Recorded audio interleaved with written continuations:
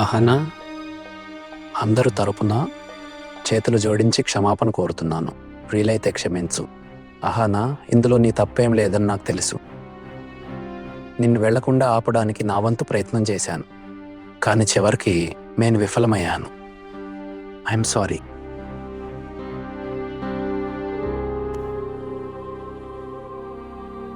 ఆహానా, నువ్వు చింతించకు.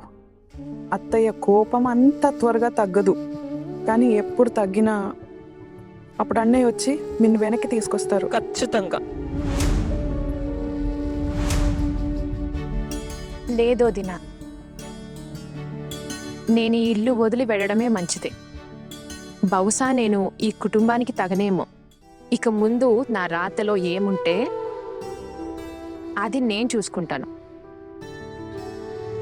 ఆనా,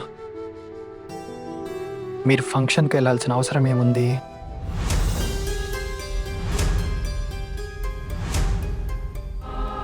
తప్పైపోయింది. మీరు దొంగచాటుగా వెళ్ళినప్పుడు అలాగే దాక్కుని ఉండాల్సింది కదా. ఇలా అందరి ముందు స్టేజ్ మీదకి ఎందుకు వచ్చారు? అది కూడా నా తప్పే. ఒకవేళ ఈ పనులన్నీ మీరు కావాలని చేసి ఉంటే వీటిని పొరపాట్లు అని అనలేరు.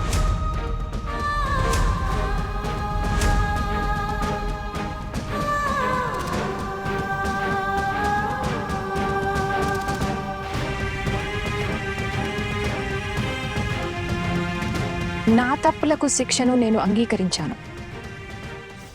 మళ్ళీ ఇప్పుడు మీరు ఇవన్నీ ఎందుకు అంటున్నారు? మీ జీవితంలో నా తర్వాత ఎవరొచ్చినా వారితో నాలాంటి తప్పు జరగకూడదని ఆశిస్తున్నాను. మీరు వారితో సంతోషంగా ఉండాలి.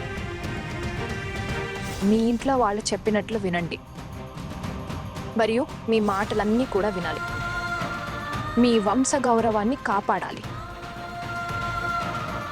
మరియు ఎప్పుడు తన వల్ల మీరు తలదించుకోవాల్సిన పరిస్థితి రాకూడదు.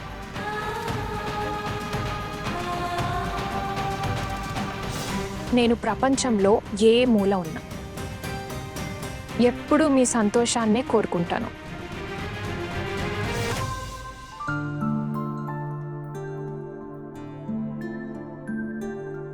మీరు మీ జాగ్రత్త చూసుకోండి.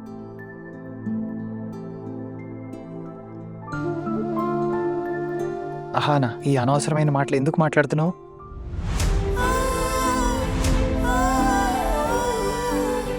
సారీ, ఇంకొక తప్పు చేశాను.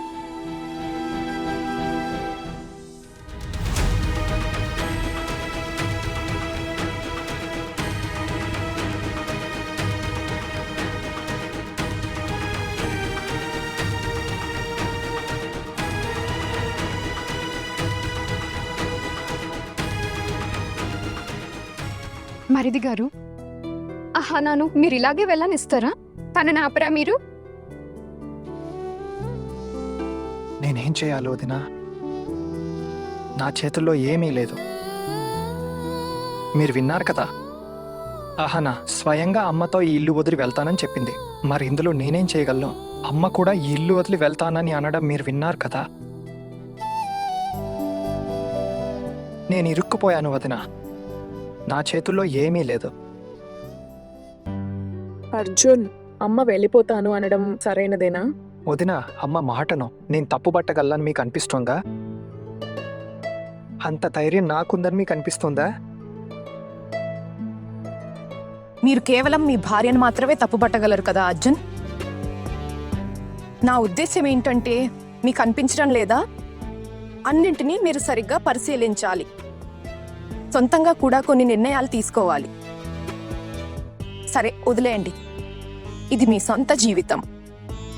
నాకంటే మీకే బాగా తెలుసు. కానీ తర్వాత దీనికోసం మిమ్మల్ని మీరు తిట్టుకోకండి అర్జున్.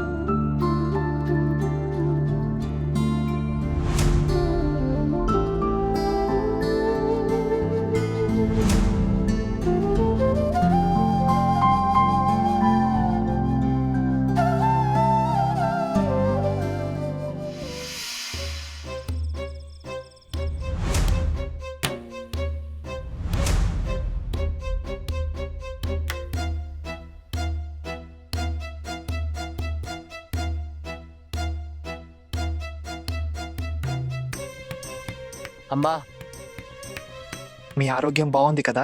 బాగున్నాను. వెళ్ళు, మెల్లి పడుకో. అమ్మా, మీరేమీ తినలేదు. ప్లీజ్ ఏదైనా తినండి. ఒక్కరోజు తినకపోతే భూకంపమేమీ రాదు. అమ్మా, అమ్మా, ఇంట్లో ఎవరు సరిగ్గా భోజనం చేయలేదు. మీరు ఒట్టు వేశారు కాబట్టి అందరూ టేబుల్ దగ్గర కూర్చున్నారు, కానీ ఎవరూ సరిగ్గా తినలేదు. ఒక రాత్రి తినకపోతే ఎవరు చనిపోరు, నీ తల్లి కూడా చనిపోదు. అమ్మా, మీరు ఎలాంటి మాటలు మాట్లాడుతున్నారు? నేను మీకోసం మిఠాయి తీసుకొచ్చాను. ప్లీజ్ ఇది తినండి.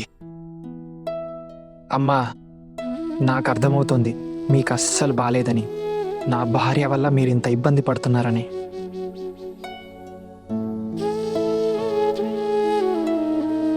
మీరు ప్లీజ్ ఇది తినండి.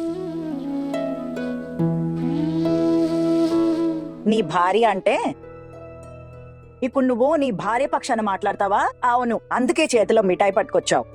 లేదమ్మా, మీరు తప్పుగా అర్థం చేసుకుంటున్నారు. నేను చెప్పేది ఏంటంటే, ఎప్పుడు ఏ వదినా మిమ్మల్ని ఇంతలా ఇబ్బంది పెట్టలేదు కదా అని.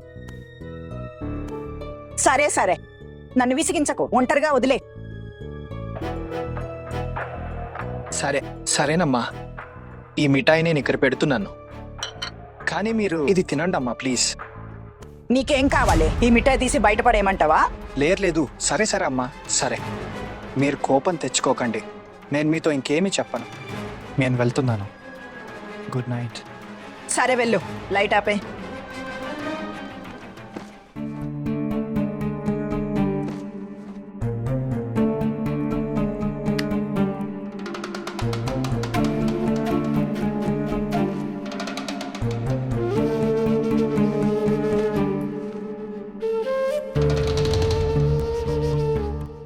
నాకు మీకు మధ్య దూరాలు ఇలా ఎందుకు పెరుగుతున్నాయి హనా? ఏమో మీరేం చేస్తున్నారో. మీరు బాగున్నారు కదా హనా?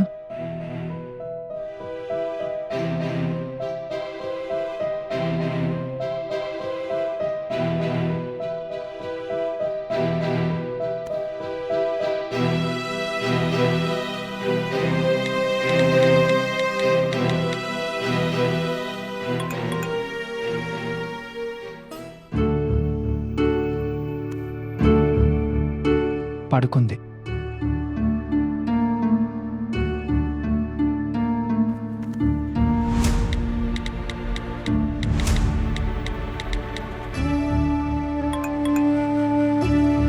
నా మీద కోపగించుకునే ప్రయోజనం లేదు. నేనేం చేయగలను? నేను నిస్సహాయుణ్ణి.